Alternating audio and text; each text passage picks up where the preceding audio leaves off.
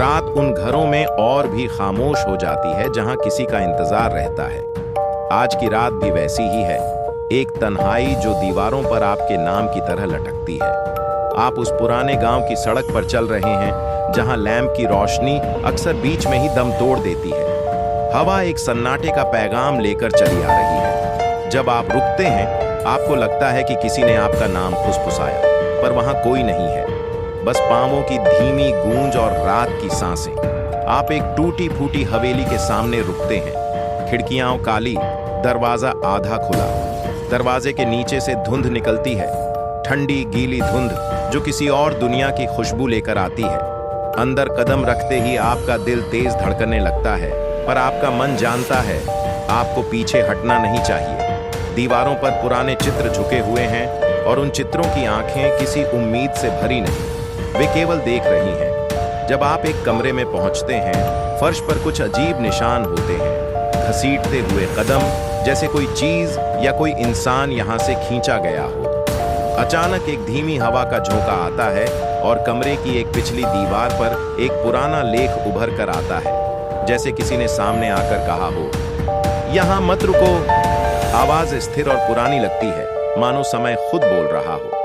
आप सोचते हैं कि शायद आपकी आंखें खेल कर रही हैं, पर तभी दरवाजा अपने आप बंद हो जाता है। अंधेरे में दीवार पर किसी की परछाई दिखती है, लंबा, 78 और सूखा सा, पर परछाई की चाल अजीब है। वह चलती नहीं, वह खींचती है और दीवार पर फटती हुई रेखाएं बनाती है। आपकी सांस रुक जाती है जब परछाई अचानक आपके पास टकराती हुई लगती है, पर स्पर्श नहीं होता। फिर भी एक जंगली ठंड आपके अंदर फैल जाती है, ऐसा ठंडा जो केवल मौसम से नहीं आता। अभी तक चारों ओर पूरा सन्नाटा था और अब आवाजें आती हैं, हल्की सी हंसी, फिर किसी के रोने जैसी पीली सी चीख, और कहीं दूर से किसी पुराने रेडियो की टूटी धुन। आवाजें आपको यहाँ की नहीं लगती, वे किसी और समय से आती हैं। आप सुनते हुए सोचते हैं कि वे आ रही हैं, पर किसी गुमनाम कमरे से, जो हवेली के भीतर ही नहीं बल्कि उसके नीचे, उसके निचले तहखाने से। तुम सीढ़ियां नीचे उतरते हो, लोहे की सीढ़ियां जो हर कदम पर कराहती हैं। नीचे का कक्ष छोटा है, दीवारों पर नमक से बदबू आती है और बीच में एक पुराना शीशा खड़ा है। शीशे में आपकी परछाई अजीब तरह से लंबी दिखती है, पर जब आप अपनी आंख उठाते हो, शीशे के सामने नहीं, पर शीशे के अंदर किसी और की परछाई भी झलकती है। वह कोई आपकी तरह खड़ा नहीं, उसका चेहरा अस्पष्ट, पर आंखें खाली और बहुत पुरानी लगती। वो आंखें अब सीधे आप पर हैं। पहली बार लगता है कि यह मकान सिर्फ खामोशी का घर नहीं, बल्कि यादों का कब्रिस्तान है, उन यादों का जो किसी के छूटे हुए पलों से गिरी हैं। शीशे के भीतर की आकृति धीरे धीरे मुस्कान बनाती है, एक मुस्कान जो जमे हुए दर्द से बनी हो।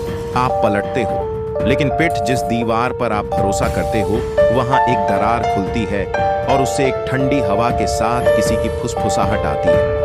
तुम्हें यहां रोकना है, तुम भागने की सोचते हो, पर रास्ता पहले जैसा नहीं दिखता। दरवाजे वही हैं, पर जगह बदल चुकी है। हवेली मानो सांस ले रही हो। फिर अचानक सब कुछ स्थिर हो जाता है, जैसे किसी ने रिमोट से दुनिया को रोक दिया हो। आप वहीं ठिठक जाते हो और तभी आप महसूस करते हो कि आपकी अपनी सांस आपकी सबसे तेज आवाज बन गई है। आखिरी चीज जो आप सुनते हो, वह आपकी ही खामोशी में किसी और की हंसी की एक धीमी ईको है।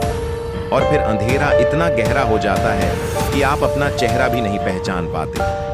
धीरे धीरे आवाज नीचे आती है और हवेली की दीवारें अपनी पुरानी कहानियों को छुपा लेती हैं। पर हर रात जब कोई बदकिस्मत राहगीर गुजरता है, तो एक पन्ना फिर से खुलता है और कोई सुनता है, कोई देखता है और कुछ याद रखता है।